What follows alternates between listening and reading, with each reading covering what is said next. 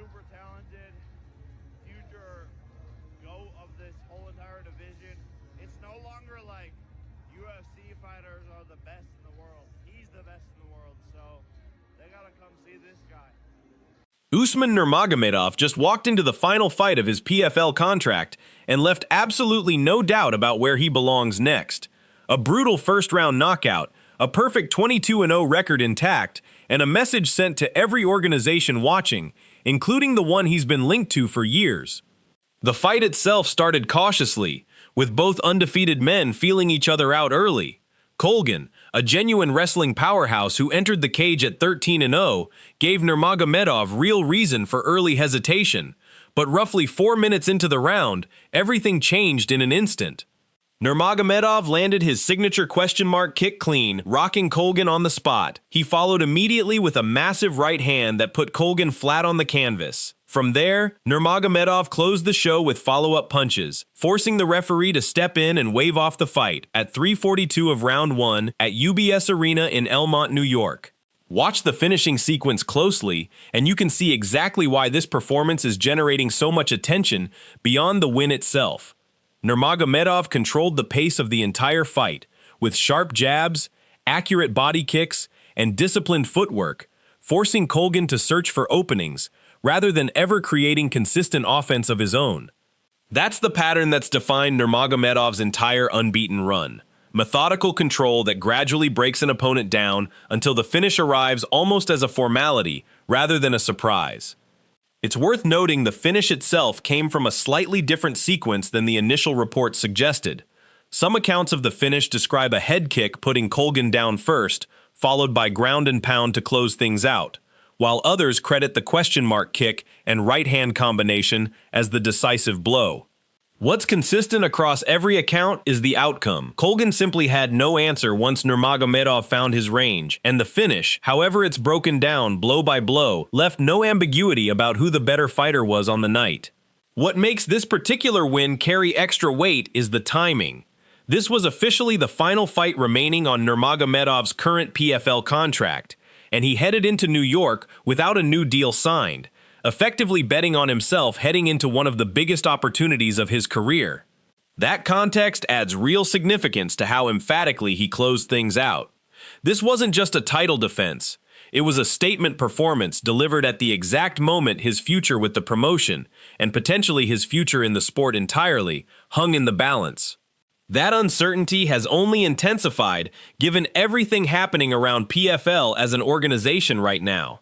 The promotion recently completed a merger with Jake Paul and Nakisa Badarian's MVP Combat Sports operation, with Paul himself in attendance at UBS Arena, specifically to mark that merger.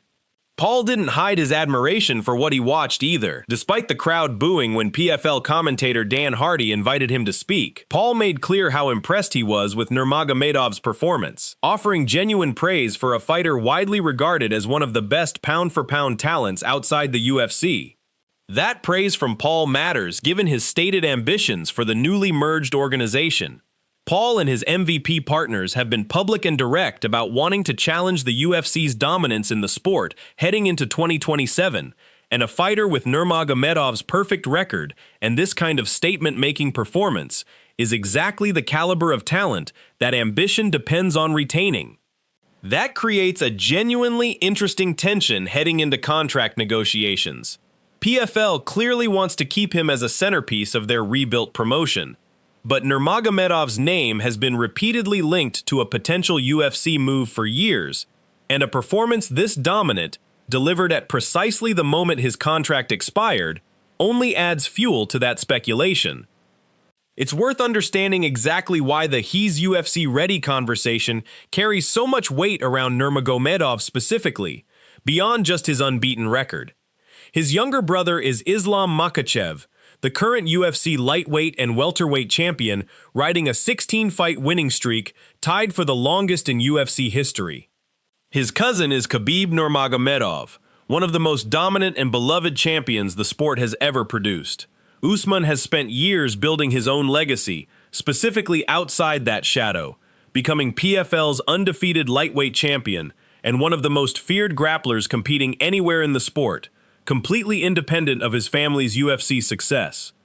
That family connection cuts both ways when it comes to public perception. On one hand, the Nurmagomedov name carries enormous credibility in combat sports, built on Khabib's undefeated legacy and Islam's current dominance at the top of two UFC divisions.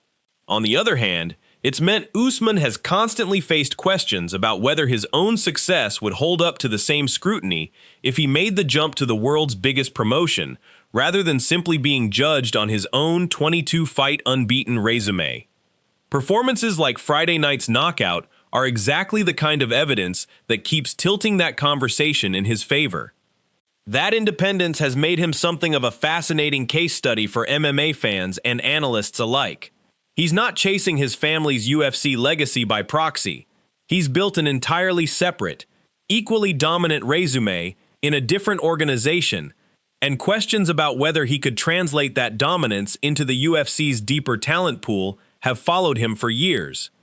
Wins like this one against a genuinely undefeated, dangerous opponent like Colgan only intensify those questions, especially with his contract situation now completely open. There's also a direct, tangible connection between this win and one of the biggest fights happening in the UFC right now. Nurmagomedov has been actively involved in his brother's training camp for UFC 330, specifically brought in alongside Spain's Joel Alvarez to help simulate Ian Machado Gary's unusual 6'4" frame and range ahead of Islam's welterweight title defense on August 15th. That means the same fighter who just delivered a highlight reel knockout in New York has also been directly involved in preparing the current consensus pound-for-pound #1 fighter for arguably the toughest stylistic test of his career. It's a reminder of just how deep the talent runs inside that specific training circle, and it adds another layer to why so many fans and analysts believe Usman himself belongs on the sport's biggest stage. Colgan, for his part, deserves real credit despite the loss.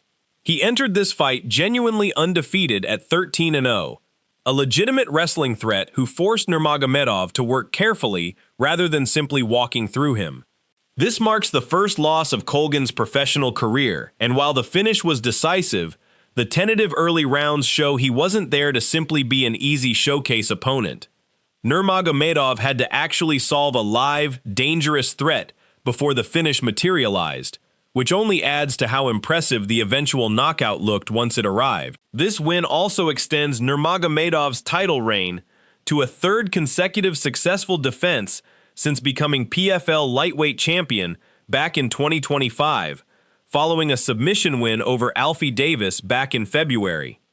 Across an entire unbeaten professional career, he's now amassed 22 wins without a single loss, a resume that stacks up against nearly any fighter competing at lightweight anywhere in the world, regardless of organization. So where does this leave things?